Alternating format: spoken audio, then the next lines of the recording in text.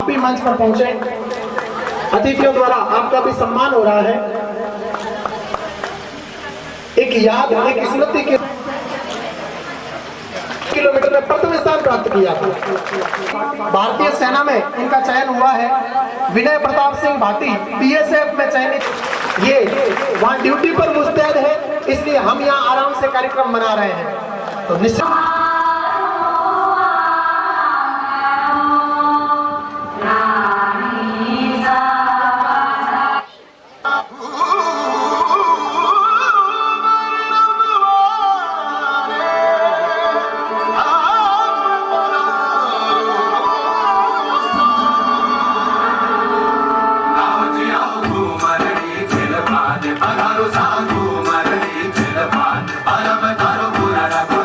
Para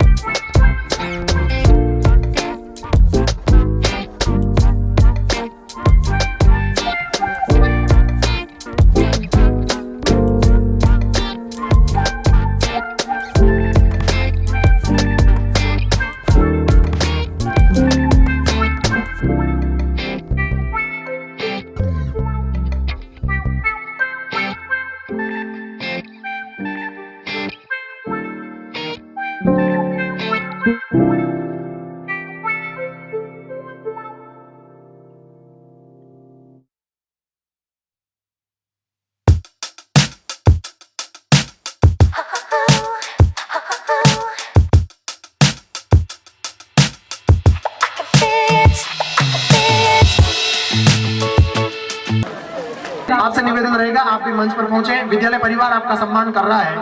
Sawai Singh ji, Fateh Singh ji Sisodia, Sawai Singh ji आप भी मंच पर पहुंचे। विद्यालय परिवार आपका सम्मान करना चाहता है। और शिव माँ भारती की पवित्र रज पर माँ सरस्वती के इस प्रांगण में हमारे बीच विराजे हुए राजकीय उच्च माध्यमिक विद्यालय बड़दाबाशनी के प्रधानाचार्य जी, पूर्व प्रधानाचार्य जी पधार गए, सरपंच प्रतिनिधि और मेरे परम शिष्य जितेंद्र सिंह जी भाटी, पंचायत समिति सदस्य पधार गए, उप सरपंच बीरमा राम मेरे शिष्य कहाँ गए वो। आज के इस कार्यक्रम के मुख्य भामाशा आदरणीय नरपत सिंह जी, आदरणीय प्रेम सिंह जी, दीप सिंह जी, सवाई सिंह जी, महेंद्र सिंह जी, सवाई सिंह जी भाटी और सभी विराजे हुए विद्यालय के स्टाफ, चैन सिंह जी और तिवरी से इस मंच को गुंजायमान करने के लिए पधारे हुए राकेश जी शर्मा और सामने विराजे हुए संस्कृत विद्यालय के गुरुजन जसाराम जी और अन्य मेहमान और अभिभावक, और साथ में आज के इस कार्यक्रम में दीक्षांत समारोह में दीक्षा लेते हुए 12वीं कक्षा के विद्यार्थी भैया बहनों, कार्यक्रम तो अब समापन की ओर है और इस विद्यालय के लिए जिन भामाशाहों ने अपनी अमूल्य निधि का सहयोग कर और स्कूल को विकसित करने के लिए जो एक कार्य किया वो हम सब के लिए अनुकरणीय है। बाकी सब बातें हो गई, मेरे लिए तो एक बात ही बाकी रही है। दीक्षा लेने वाले 12वीं कक्षा के विद्यार्थी, उनके लिए कुछ कहना चाहता हूँ। कहाँ बैठे हैं, जरा हाथ उठाना। 12वीं कक्षा के विद्यार्थी कहाँ बैठे हैं? सभी बैठे थे, कहीं घूम भी रहे हैं? चलो हाथ दीजिए। यदि 12वीं कक्षा के विद्यार्थी कहीं घूम रहे हैं तो कृपा करके यहाँ बैठ जाओ। मैं आपके लिए कुछ कहना चाहता हूँ। आज का यह दिन वार्षिक उत्सव के साथ साथ 12वीं कक्षा के विद्यार्थियों का दीक्षांत समारोह है। अर्थात पहली कक्षा से 12वीं कक्षा तक आपने स्कूली शिक्षा में ज्ञान अर्जन किया और आज आपका दीक्षांत समारोह है। कुछ समय पश्चात आपकी वार्षिक परीक्षा होने वाली है। उसके पश्चात आप इस विद्यालय शिक्षा से, स्कूली शिक्षा से मुक्त होकर के और कॉलेज शिक्षा में जाएंगे और अन्य क्षेत्रों में जाएंगे। इतने दिन तक आप स्कूल शिक्षा में, स्कूल के नियमों में बंधे हुए थे।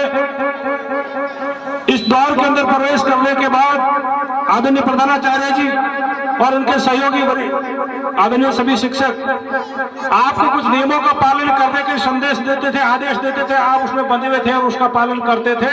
एक स्कूल की चार दीवारी में, स्कूल के नियमों में रह करके ज्ञान का अर्जन क्या कर रहे थे।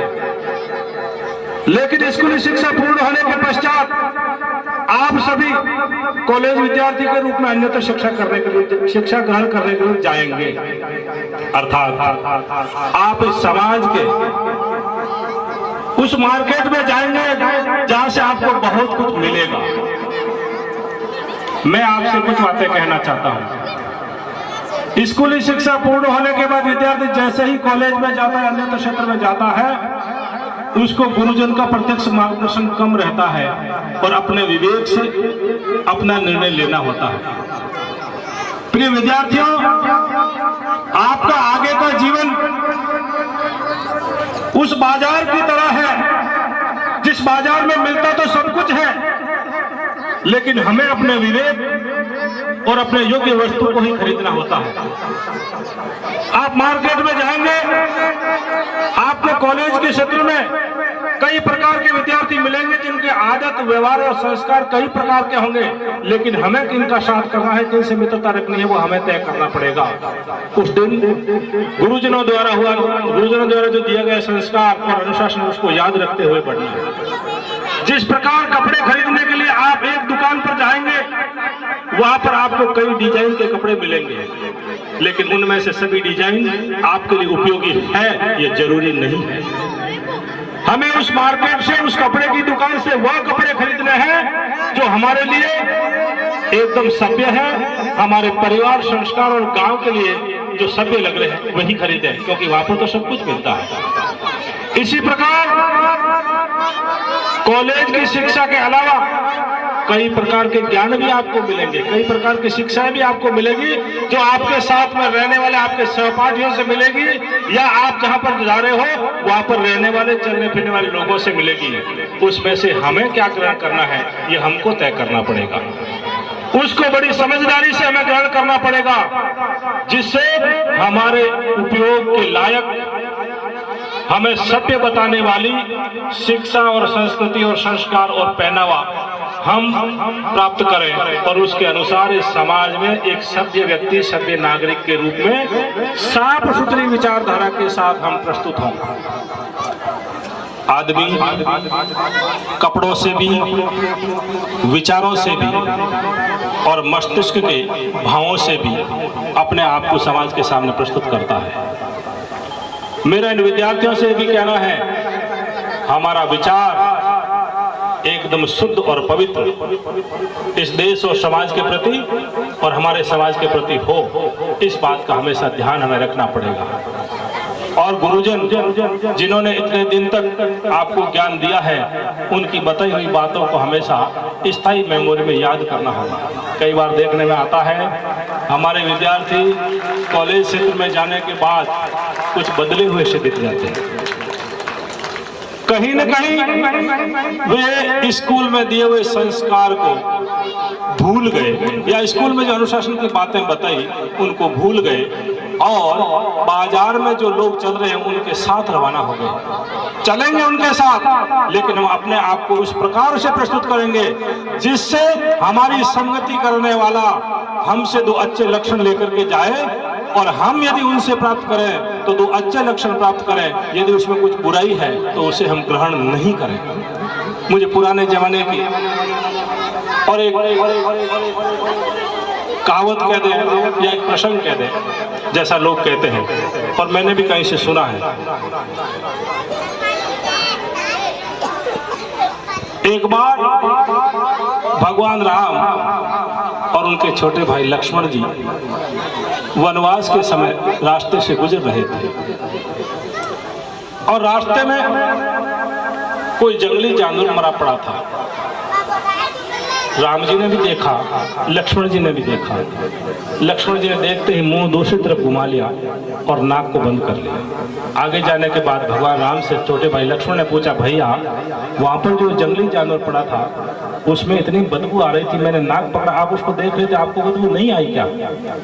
तो राम जी ने उत्तर दिया कि लक्ष्मण, मैंने ध्यान नहीं दिया, मैं ये देख रहा था कि उसके दांत बहुत सफेद थे, अर्थात उस खराब चीज में भी अच्छा ही क्या है, उसको ढूंढने का गुण भगवान राम में था। इसलिए हम आज भी उस मर्यादा पुरुषोत्तम भगवान राम को सदियों बाद अपना आदर्श मानते हैं। मैं विद्यार्थी भैयाओं से एक बात कहना चाहता हूं, आपको और कुछ करने की आवश्यकता नहीं, आप भगवान राम की जीवनी पढ़ लीजिए। राम एक अच्छे पुत्र थे जिन्होंने अपने माता पिता की आज्ञा का पालन करने के लिए राज तिलक के समय वनवास जाना स्वीकार किया, पर चेहरे के भाव उस समय भी कोई दुख और अशांति के नहीं थे। भगवान राम एक अच्छे प्रजापालक थे जिन्होंने अपना सब कुछ छोड़ करके भी जनता की सेवा में कोई कमी नहीं छोड़ी, और आज भी लोग उदाहरण देते हैं, राज्य हो तो राम जैसा, राम राज्य। भगवान राम एक अच्छे भाई थे जिनको अपने भाइयों पर इतना विश्वास था, जैसे प्रसंग सुनते हैं कि जब भरत जी राम जी से मिलने के लिए वनवास में वापस गए तो लक्ष्मण जी उनके समाचार सुनकर के बड़े क्रोधित हो गए, और संदेह हुआ कि कहीं भरत जी राम जी पर आक्रमण करने आ रहे होंगे। राम जी ने कहा, लक्ष्मण, भरत ऐसा नहीं हो सकता। भरत मेरा भाई है, मुझे उस पर भरोसा है कि भरत ऐसा नहीं सोच सकता और इसलिए तुम्हें गुस्सा करने की आवश्यकता नहीं है। भगवान राम ने अपने भरत को भी अपने साथ में लिया और अपने भाई लक्ष्मण को भी 14 वर्ष तक अपने साथ में रखा। मां कैकेयी के प्रति भी उनके मन में किसी भी प्रकार की अशांति या द्वेष का भाव उत्पन्न और प्रकट नहीं हुआ। तो वह एक अच्छे सुपुत्र भी थे, एक अच्छे भाई भी थे, अच्छे समाज सेवक थे। सभी भैया इस प्रकार की शुद्ध और पवित्र भावना आज यहाँ से लेकर के जाए और समाज में उसका प्रतिफल दे।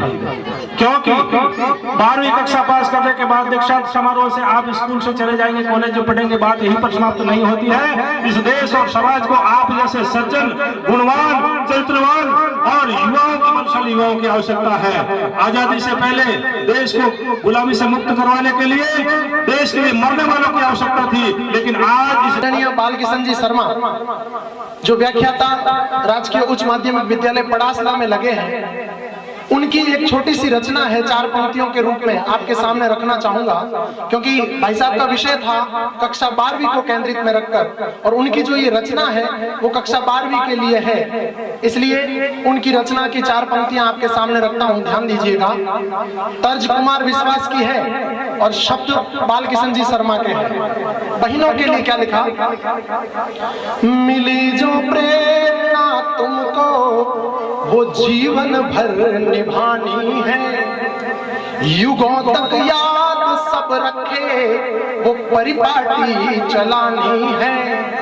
बनो ऐसी कि खुद इतिहास गाथा आपकी गाए, बनो ऐसी कि खुद इतिहास गाथा आपकी गाए, कि इस युग में भी जिंदा आज तक झांसी की रानी है, कि इस युग में भी जिंदा आज तक झांसी की रानी है। 4 पंक्तियां भैयाओं के लिए।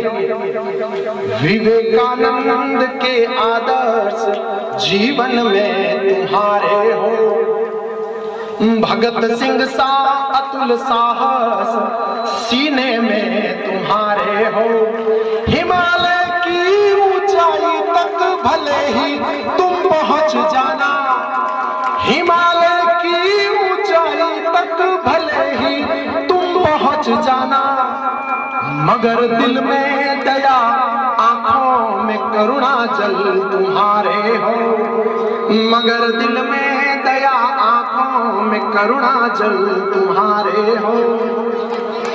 बहुत बहुत धन्यवाद आदरणीय मान सिंह जी, मैं मंच पर आमंत्रित करना चाहूंगा। मां शारदे के श्री चरणों में मेरा प्रणाम।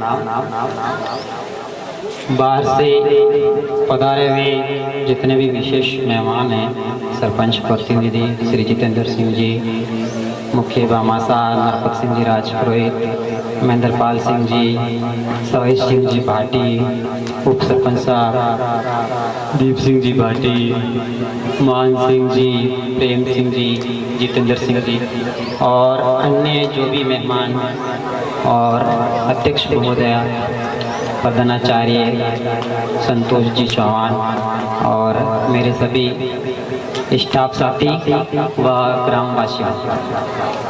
ज़्यादा मंच से बोलने का मुझे अभ्यास नहीं है, तो मैं मेरी मूल बात कह करके यहाँ जब विराम लूँगा।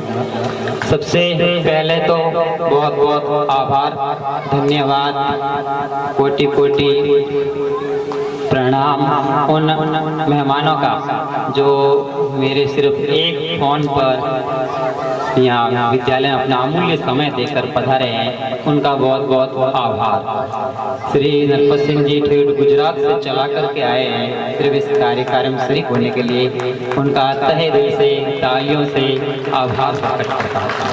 श्री महेंद्रपाल सिंह जी भी जोधपुर से पधारे हैं, श्रीमान सवाई सिंह जी भाटी साहब भी जोधपुर से पधारे, इनका भी हार्दिक आभार। इस वार्षिक उत्सव और मुख्यतः भामाशाह सम्मान समारोह में जितने भी अपने भामाशाह हैं उनका सम्मान करना था। सभी भामाशाह नहीं पहुंच सके, लेकिन फिर भी मैं उनका तहे दिल से सम्मान सम्मान करता हूँ। और मेरे प्रिय विद्यार्थी जो 12वीं कक्षा में पढ़ रहे हैं और अपने उच्च अध्ययन के लिए अब महीने भर से बोर्ड एग्जाम देकर के हमारे विद्यालय से हैं जो आगे की ऊंची पढ़ाई करने के लिए जाएंगे, उनको मेरा आशीर्वाद।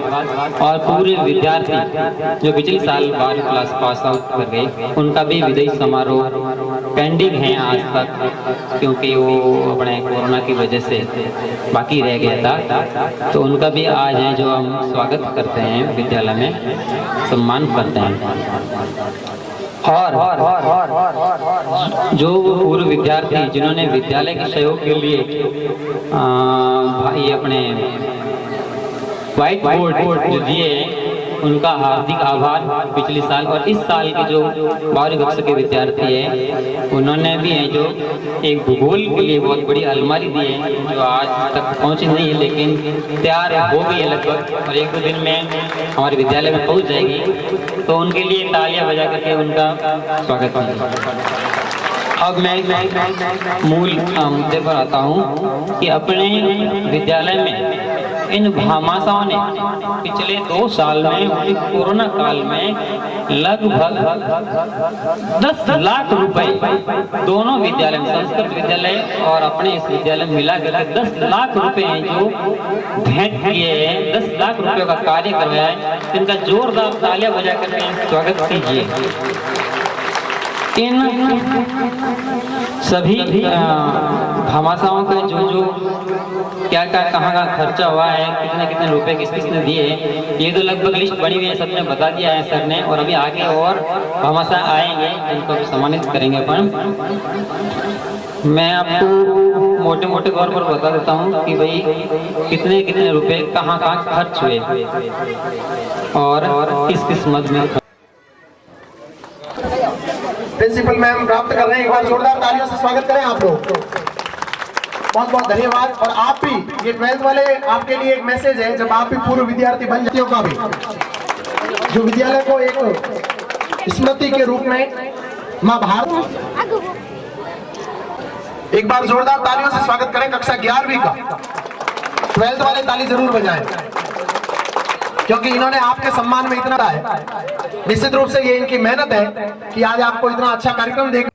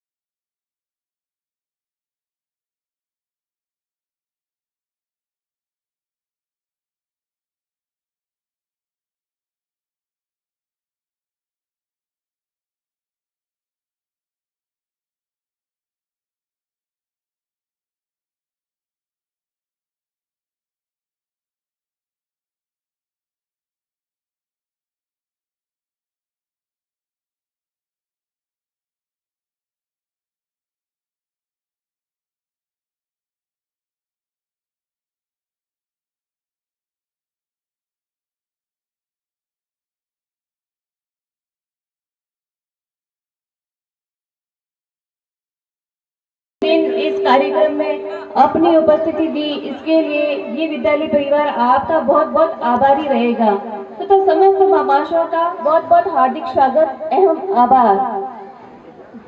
आज के कार्यक्रम के संचालन में राकेश जी सर का भी बहुत बहुत आभार। इसी के साथ मैं इस कार्यक्रम के समापन की घोषणा करती हूँ। धन्यवाद। छोटे वाले विद्यार्थी ज्यादा ड्रोन के सामने नहीं देखना, ऊपर गिर जाएगा।